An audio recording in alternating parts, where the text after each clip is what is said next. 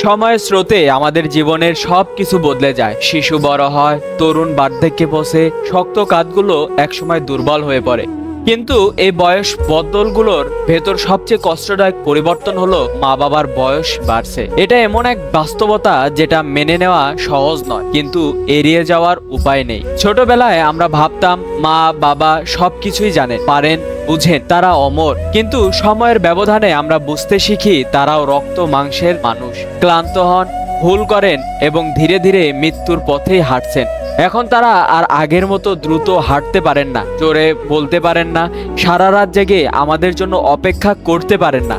এটাই বাস্তবতা, তাদের শক্তি ফুরিয়ে আসছে। এই বয়স বাড়ার সঙ্গে সঙ্গে আসে নানা শারীরিক সমস্যা, মানসিক দুর্বলতা, একাকিত্ব, স্মৃতিভ্রষ্টতা এবং কখনো কখনো অবহেলার বেদনা। তারা হয়তো এখন আর আগের মতো অর্থ উপার্জন করতে পারেন না, তাই সন্তানদের উপর নির্ভর করতে হয়। অথচ সন্তানরাই ব্যস্ত জীবনের অজুহাতে ধীরে ধীরে দূরে সরে যায়। বাস্তবতা বড় নির্মম, যাদের কারণে আমাদের আজকের এই অবস্থান। তাদের জন্য সময় বের করতে আজ আমাদের খুব কষ্ট হয়, অথচ তারা কখনো আমাদের জন্য সময় হিসেব করেননি। মা বাবার চোখে এখন সন্তানই তাদের পৃথিবী, কিন্তু সন্তানের চোখে পৃথিবীটা অনেক বড় হয়ে গেছে, যেখানে মা বাবা হয়তো একটি কোণায় পড়ে থাকে।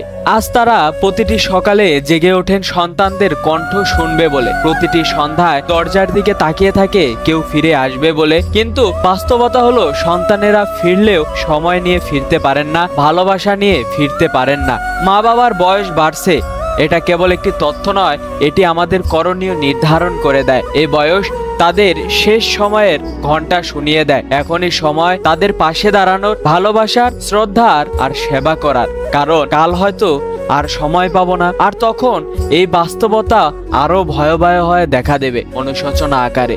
সুতরাং সময় থাকতে আমরা আমাদের পিতামাতার খেদমতে নিয়োজিত হয়ে যাই।